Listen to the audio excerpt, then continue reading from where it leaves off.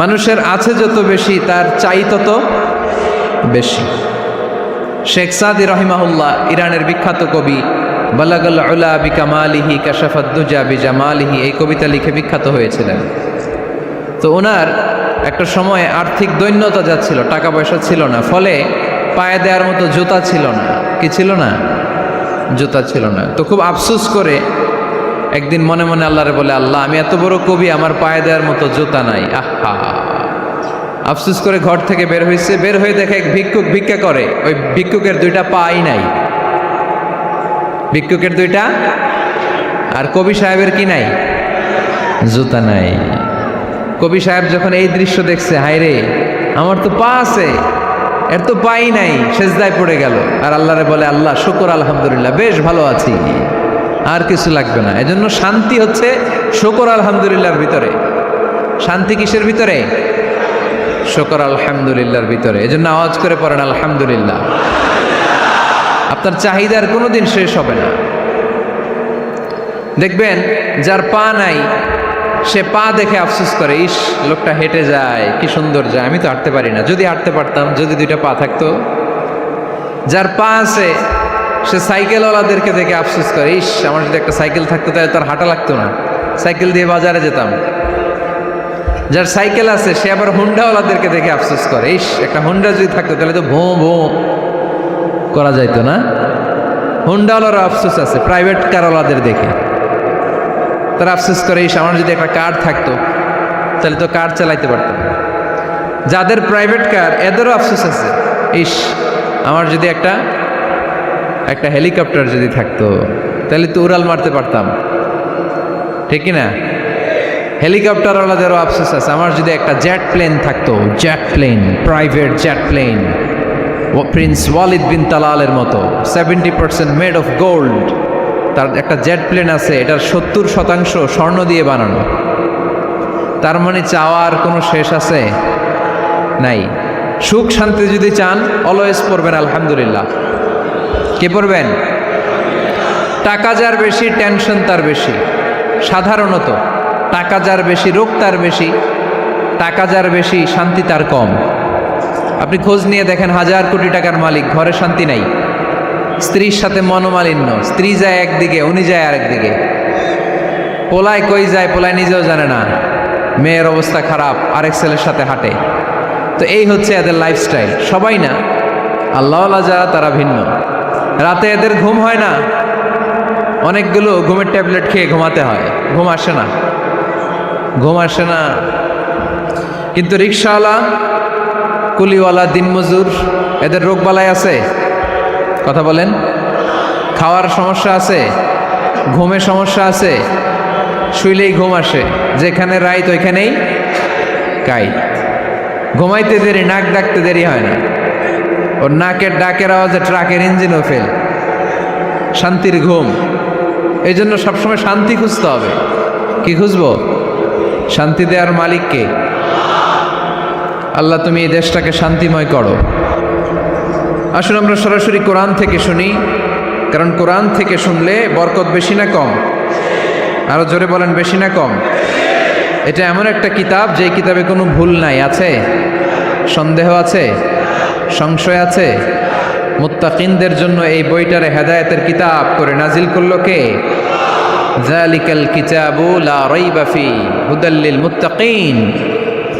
This is the book, the most authentic and original book in the world, whereof there is no doubt in it and a guidance to those who are muttaqin. এটা এমন বই যে বইয়ে কোনো ভুল নাই, কোনো সন্দেহ নাই, কোনো সংশয় নাই। মুত্তাকিনদের জন্য এই বইটারে হেদায়েতের কিতাব করে পাঠালো কে? আবার আল্লাহ বলেন, কিতাবুন আনজালনাহু ইলাইকা লিতুখরিজান নাসা মিনাজ-যুলুমাতি ইলান-নূর। নবী হে, এই কিতাবকে আমি নাজিল করেছি অন্ধকারাচ্ছন্ন মানুষগুলোকে আলোর পথ দেখাতে, বামপন্থীগুলারে ডানপন্থী বানাতে, জাহান্নামীগুলারে জান্নাতি বানাতে। এই কিতাব যদি কেউ পড়ে, সে মানুষের মতো মানুষ হয়। ওই মানুষ কখনো অন্যায় করে না। এই কিতাব যে পড়ে এবং মানে, এই কিতাবের শিক্ষাকে যে নিজের মধ্যে ধারণ করে, সে কখনো মিথ্যা বলে না।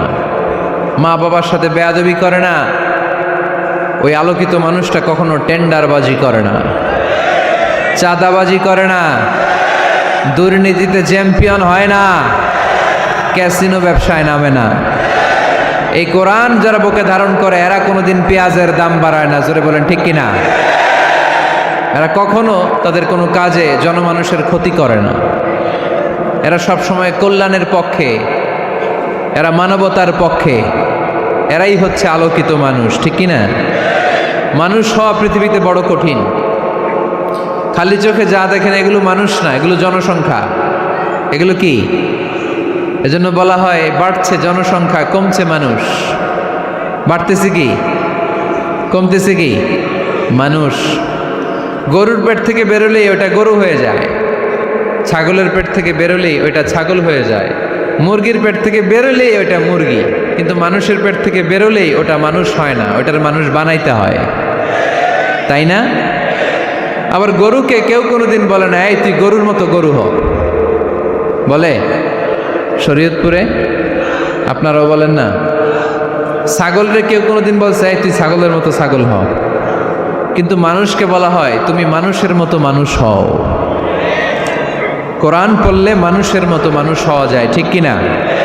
এই দুনিয়া এখন তো সেই দুনিয়া নাই, মানুষ নামের মানুষ আছে দুনিয়া বোঝাই, সেই মানুষের ভিড়ে আমার আসল মানুষ নাই, ঠিক কিনা? আসল মানুষের বড় অভাব, মানুষের মতো মানুষ খুঁজে পাওয়া দুষ্কর। এই কোরআন এসেছে আমাদেরকে মানুষের মতো মানুষ বানাতে। এজন্য এই কোরআন থেকে শুনলে লাভ না লস? কোরআনের সাথে আমাদের সম্পর্ক বাড়াতে হবে, প্রতিদিন কোরআন তেলাওয়াত করতে হবে। আপনারা করেন? হ্যাঁ, আজকে করছেন কারা কারা দেখি? মাশাআল্লাহ মাশাআল্লাহ, হাত নামান। প্রতিদিন যেন আমরা পড়ি, আর যারা এখনো শিখতে পারি নাই তারা যেন শিখে নেই। কোরআন পড়া যেমনি সওয়াবের, কোরআন শোনাও তেমনি সওয়াবের, ঠিক কিনা? কোরআন শুনলে রহমত নাজিল করে কে? وَإِذَا قُرِئَ الْقُرْآنُ فَاسْتَمِعُوا لَهُ وَأَنصِتُوا لَعَلَّكُمْ تُرْحَمُونَ। যখন কোরআনের তেলাওয়াত করা হয় মনোযোগ দিয়ে শোনো, তোমাদের উপর রহমত নাজিল করবে কে? এজন্য কোরআন পড়া, কোরআন শোনা সবটাই জরুরি। আমরা যেন কোরআনের সাথে আরো বেশি সম্পর্ক গাঢ় করতে পারি, কোরআনকে যেন আমরা আমাদের বন্ধু বানাতে পারি। আল্লাহ তুমি তৌফিক দাও। আর জোরে পড়েন আমিন। আজকে আমরা সূরাতু আর রহমান থেকে কথা শুনবো ইনশাআল্লাহ। পড়েন। এই সূরাটা মুখস্থ আছে কার কার? ও, অনেকেরই তো মুখস্থ, হাত নামান। এই সূরাটা যদি মুখস্থ নাও থাকে, এই সূরার মধ্যে এমন একটা আয়াত আছে এইটা সবার মুখস্থ, ঠিক কিনা? ফাবিআইয়ি আলা রাব্বিকুমা তুকাযযিবান, আমার কোন নেয়ামতকে তোমরা অস্বীকার করবে? এই আয়াতটা সবার মুখস্থ আছে না নাই? মজার ব্যাপার হলো এই আয়াতটা আল্লাহ তাআলা এই সূরার ভেতরে একবার, দুইবার, 5 বার, 10 বার নয়, 31 বার উল্লেখ করেছেন। কয়বার? 10 বার বললেও তো হইতো, 20 বার বললেও তো হতো, 31 বার বললেন কেন?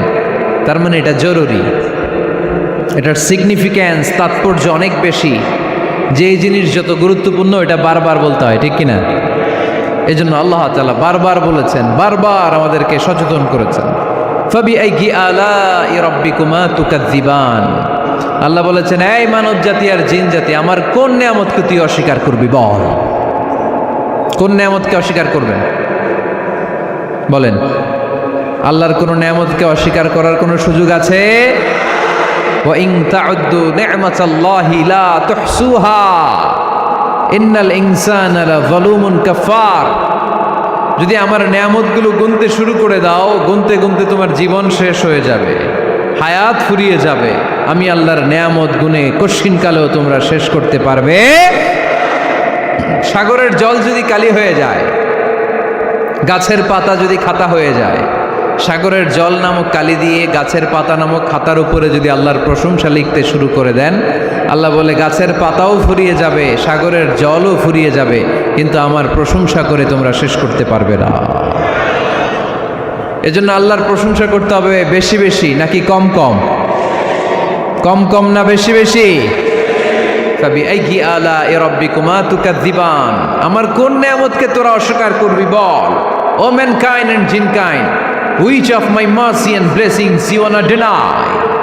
আমার কোন নিয়ামতকে অস্বীকার করবি? অস্বীকার করার সুযোগ আছে? নাই। আল্লাহর হাবিব সাল্লাল্লাহু আলাইহি ওয়াসাল্লাম এই সূরাটাকে বড্ড পছন্দ করতেন। সাহাবাদেরকে একবার তিনি এই সূরাটা তেলাওয়াত করে শোনালেন। সাহাবারা চুপচাপ, ঠিক যেমন এখন আপনারা চুপচাপ। আল্লাহর হাবিব বললেন, ও সাহাবারা, তোমরা তো এই সূরা শুনে চুপ করে বসে আছো, কিন্তু তায়েফের ময়দানে জিনদের কাছে এই সূরাটা আমি তেলাওয়াত করেছিলাম, তারা কিন্তু চুপচাপ বসে থাকে নাই। যতবার আমি ফাবিআইয়ি আলাኢ রাব্বিকুমা তুকাযযিবান পড়েছি, এই আয়াতের বিপরীতে তারা উত্তর দিয়েছে, কারণ এই আয়াতটা একটা প্রশ্ন। It's a question from your lord to mankind and jinnkind. এটা আল্লাহর পক্ষ থেকে মানব জাতি এবং জিন জাতির কাছে রেখে দেওয়া একটা প্রশ্ন। ফাবিআইয়ি আলাኢ রাব্বিকুমা তুকাযযিবান, আমার কোন নিয়ামতকে অস্বীকার করবি তুই? আল্লাহর কোন নিয়ামত অস্বীকার করার কোনো ক্ষমতা আমাদের আছে? নাই, অসম্ভব। এজন্য এটা একটা প্রশ্ন। আল্লাহর হাবিব বললেন, ও আমার প্রাণের সাহাবারা, তোমাদের সামনে যখন সূরা আর রহমান তেলাওয়াত করলাম তোমরা চুপচাপ, কিন্তু তায়েফের ময়দানে যখন জিনদের কাছে তেলাওয়াত করেছি তখন তারা চুপচাপ থাকে নাই। যতবার আমি ফাবিআইয়ি আলাኢ রাব্বিকুমা তুকাযযিবান তেলাওয়াত করেছি, প্রত্যেকটা আয়াত শেষে এই প্রশ্নের উত্তর তারা দিয়েছে। সুবহানাল্লাহ পড়েন। যতবার এই আয়াতটা পড়েছি প্রত্যেকবার এই আয়াত শেষে তারা প্রশ্নের উত্তর দিয়েছে। তারা প্রত্যেকবার বলেছে, লা বিশাইইম মিন নিআমিকা রাব্বানা নুকাযযিবু ফালাকাল হামদু। আল্লাহ, তোমার কোনো নেয়ামত অস্বীকার করার কোনো সুযোগ নাই, সব প্রশংসার মালিক তুমি। আবার যখন এই আয়াতটা আমি পড়েছি আবার উত্তর দিয়েছে, আবার আমি পড়েছি আবার উত্তর দিয়েছে। এরকম একবার নয়, দুইবার নয়, 5 বার নয়, 10 বার নয়, 31 বার এই আয়াতটা তেলাওয়াতের পর পর জিনেরা এই আয়াতের উত্তর আমার সামনে দিয়েছে। সুবহানাল্লাহ পড়েন। লা বিশাইইম মিন নিআমিকা রাব্বানা নুকাযযিবু ফালাকাল হামদু। We cannot deny any of your mercy and blessings. All praises to you. All praises to you. সব ক্ষমতার মালিক একজন, চিল্লায় বলতে হবে, তিনি কে? তিনি হচ্ছেন আল্লাহ। সূরাতু আর রহমান, সূরার নাম কি?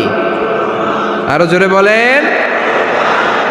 কোরআনের 55 নম্বর সূরা এটা। কত নাম্বার? আয়াত আছে 78টা। কয়টা? সূরাটা মাক্কি সূরা। কি সূরা? এবার প্রশ্ন করি, উত্তর দেন। এই সূরাটা কোরআনের কততম সূরা? 55। আয়াত কয়টা? 78টা। মাক্কি না মাদানী? মাশাআল্লাহ, এই তো আপনারা উত্তর করতে পেরেছেন। এই সূরাটার একটা চমৎকার নাম আছে।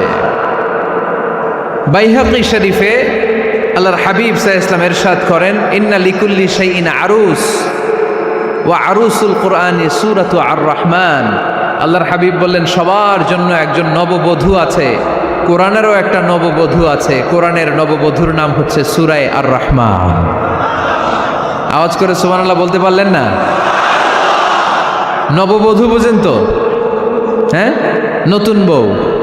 নববধূ মানে কি? আল্লাহর হাবিব বললেন, ইন্না লিকুল্লি শাইইন আরুস ওয়া আরুসুল কুরআনি সূরাতু আর রহমান। সবার জন্য একটা নববধূ আছে, কোরআনেরও একটা নববধূ আছে। কোরআনের নববধূর নাম সূরা আর রহমান।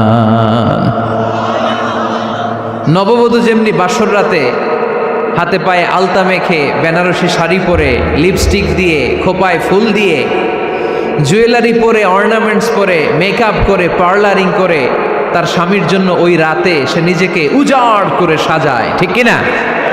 ঠিক তেমনি আল্লাহ তাআলা এই দুনিয়াতে আমাদেরকে কি কি নিয়ামত দিয়েছেন, আবার কি কি নিয়ামত জান্নাতে গেলে দিবেন, তার সব কিছু বর্ণনা করে এই সূরাটাকে তিনি উজাড় করে সাজিয়েছেন। সূরাটার নাম কি? আরো জোরে বলেন, কি নাম? আর রহমান। একটা দুর্বল বর্ণনায় এসেছে, দুর্বল বর্ণনায়, যে আল্লাহ তাআলা, স্বয়ং আল্লাহ তাআলা জান্নাতে জান্নাতীদেরকে এই সূরা আর রহমানটা নিজ কণ্ঠে তেলাওয়াত করে শোনাবেন। আমরা আল্লাহর কণ্ঠের তেলাওয়াত শুনতে চাই কি চাই না? আল্লাহর তেলাওয়াত কি আমাদের মতো তেলাওয়াত? আল্লাহ দেখতে কি আমাদের মতো? লাইসা কামিসলিহি শাই, তার মতো কেউ নাই। তার মতো কেউ আছে? তার মতো কেউ নাই। তিনি তার মতো। তিনি কার মতো? তিনি তার মতো। লাইসা কামিসলিহি শাই। জান্নাতীরা যখন জান্নাতে ঢুকবে, আল্লাহ তাআলা প্রশ্ন করবেন, ও জান্নাতীরা, এই কোরআনে যত নাজ নেয়ামতের বর্ণনা দিয়েছিলাম তার সবগুলো কি তোমরা পাই টু পাই বুঝে পেয়েছো? জান্নাতীরা বলবে পেয়েছি। হঠাৎ এক জান্নাতি হাত তুলে বলবে, আল্লাহ একটা জিনিস তো পাই নাই। সবাই বলে পাইছি, তুমি পাও নাই। কি পাও নাই? কয় আমনেরই তো পাই নাই। সুবহানাল্লাহ পড়বেন না? আপনাকেই তো পাই নাই। সব দেখলাম, সব খাইলাম, সব দেখলাম, কিন্তু আপনারা তো দেখলাম না। আল্লাহ তাআলা তখন বিশাল জান্নাতের এক কনফারেন্স রুমে সবাইকে বসিয়ে আল্লাহর দিদার মানুষকে দেখাবেন। আল্লাহ তাআলা তার গোপন সৌন্দর্যকে সেদিন জান্নাতীদের সামনে প্রকাশ করে দিবেন। আল্লাহর হাবিব বসবেন ওই কনফারেন্স রুমে সবার সামনে। আল্লাহর হাবিবের পেছনে বসবে অন্যান্য নবীরা, তারপরে সোহাদা, সালেহীন, আউলিয়া সবাই বসবে। ওই জান্নাতের কনফারেন্স রুমে আমরাও যেন বসার জায়গায় পাই। আল্লাহ তুমি তৌফিক দিয়ে দিও। আল্লাহ তাআলা অনেকগুলো নূরের পর্দার পেছন থেকে নূরের ঝলকানি মারবেন। ওই ঝলকানি এক মুহূর্তের জন্য দিবেন। এক মুহূর্ত। কয় মুহূর্ত? 70,000 নূরের পর্দার কথা বলা হয়। এই বর্ণনাটাও দুর্বল। পর্দা আছে কিন্তু কয় হাজার জানে কে? আল্লাহ। ওই পর্দা সরিয়ে আল্লাহ তাআলা সৌন্দর্যের বা নূরের ঝলকানির এক আলোকচ্ছটা জান্নাতীদের সামনে তুলে ধরবেন এক মুহূর্তের জন্য। কয় মুহূর্ত? আলোকচ্ছটা দিয়েই আবার নাই, আবার সরায় ফেলবেন। ওই এক মুহূর্ত দেখে জান্নাতীরা পাগল হয়ে যাবে, অপলক নেত্রে তাকিয়ে থাকবে। এইভাবে চোখের পলক ফেলবে না, চোখ মেলে তাকিয়ে আছে। কিন্তু সামনে কিন্তু আল্লাহর নূর আর নাই, কারণ ওইটা আসছিল কয় মুহূর্তের জন্য? এক মুহূর্ত পরে নাই। কিন্তু কি যে দেখলাম, কত সুন্দর! কোটি কোটি বছর এরকম অপলক নেত্রে জান্নাতীরা তাকিয়ে থাকবে। ইন্নাল্লাহা জামিলুন ইউহিব্বুল জামাল। আল্লাহ নিজে সুন্দর, সৌন্দর্যকে পছন্দ করেন। আল্লাহর চাইতে সুন্দর কিছু হতে পারে? চিল্লায় বলেন পারে? পৃথিবী সুন্দর, মানুষ সুন্দর, আসমান সুন্দর, জমিন সুন্দর, সুন্দরে সুন্দরে পাল্লা।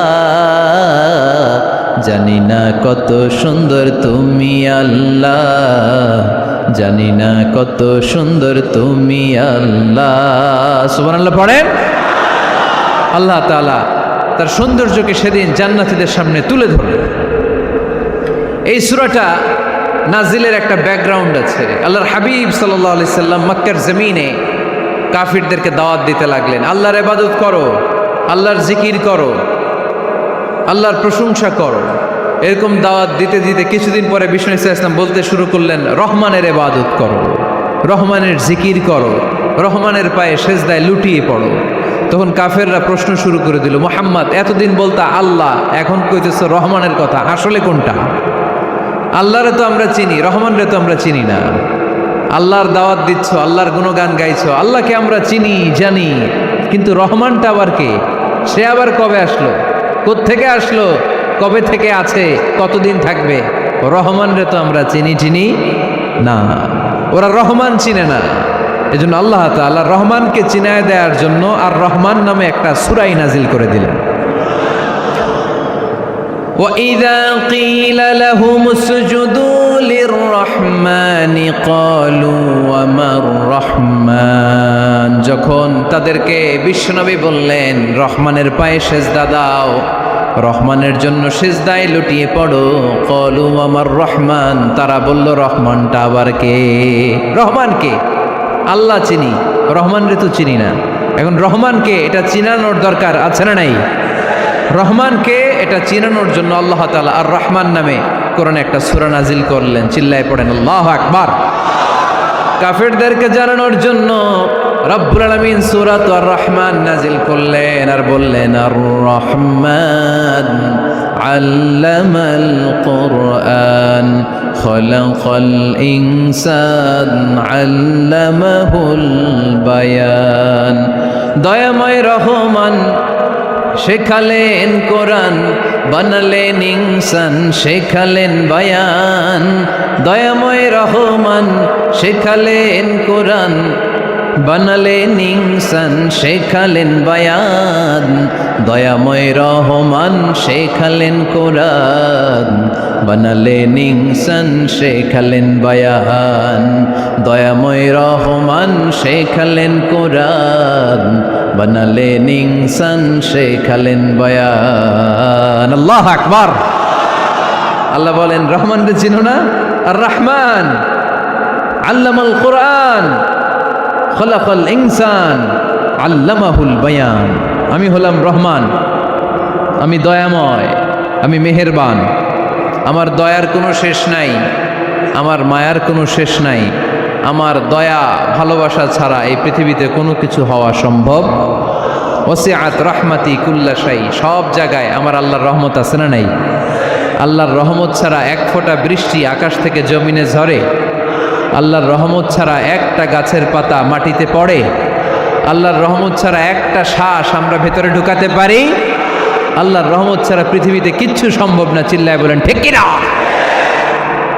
আমার আল্লাহর দয়া ভালোবাসা যে কত বেশি আমরা জানি না, আমরা জানি না।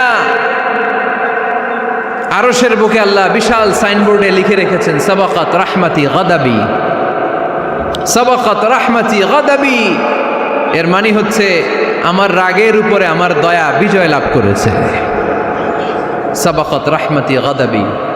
আমার রাগও আছে, আল্লাহর রাগ আছে না? আমার দয়াও আছে, আল্লাহর দয়া আছে না?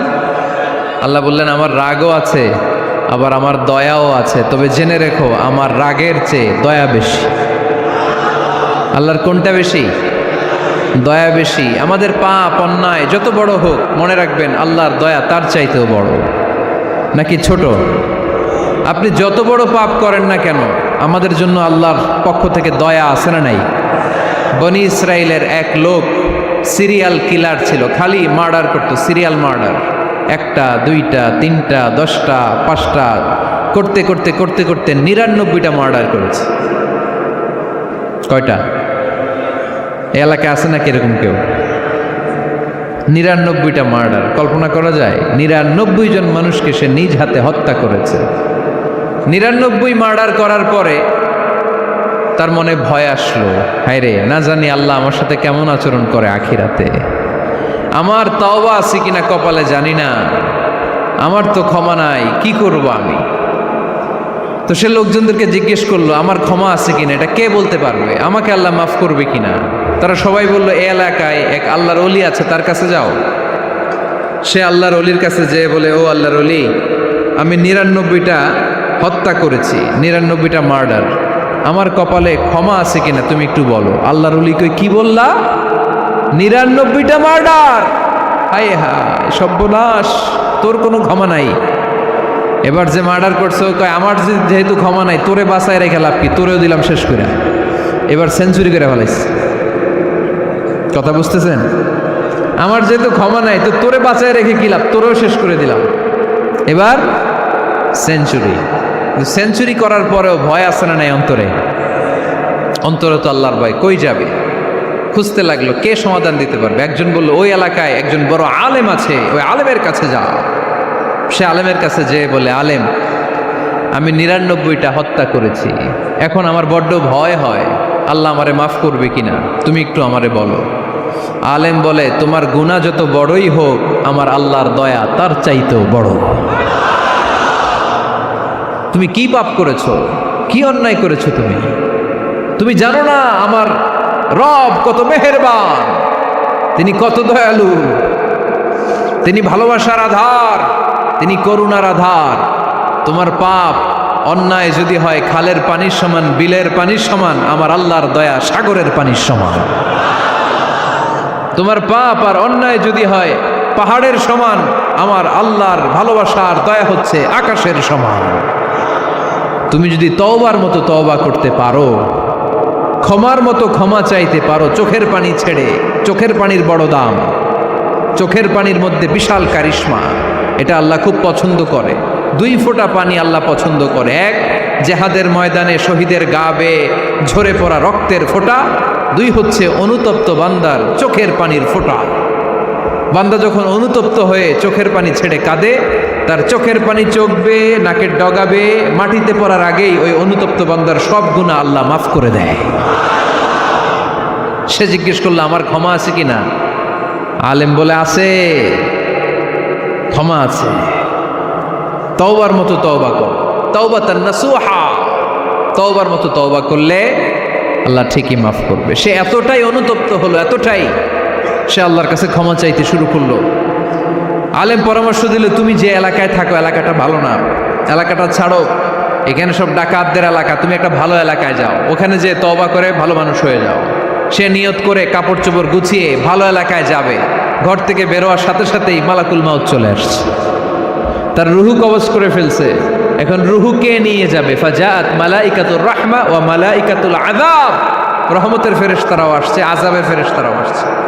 রহমতের ফেরেশতারা বলে না না, সে তওবার নিয়ত করেছে, যদিও তওবা করতে পারে নাই, যদিও ভালো এলাকায় যেতে পারে নাই, তওবার নিয়ত করেছে, অনুতপ্ত হয়েছে, ক্ষমা চাওয়ার চিন্তা করেছে, আমরা তার রুহু নিয়ে ইল্লিনে রেখে দেব। আযাবের ফেরেশতারা বলে না না, 99টা হত্যা করার পরে আরো একটা হত্যা করে সেঞ্চুরি করেছে, এখনো তো ভালোভাবে তওবা করতে পারে নাই, তার রুহুটা নিয়ে আমরা সিজ্জিনের ভেতরে ঢুকায়ে দেব। 2 দল ফেরেশতার মারামারি, এ বলে আমরা নিব, এ বলে আমরা নিব। ঝগড়া আছে না নাই? আল্লাহ বললেন রাখো রাখো, ঝগড়ার দরকার নাই। এক কাজ করো, যেখানে মারা গিয়েছে ওইখান থেকে ফিতা দিয়ে মাপতে শুরু করো। ভালো এলাকাটা যদি কাছে হয় জান্নাতের ফেরেশতারা নেবে, খারাপ এলাকা যদি কাছে হয় জাহান্নামের ফেরেশতারা নেবে।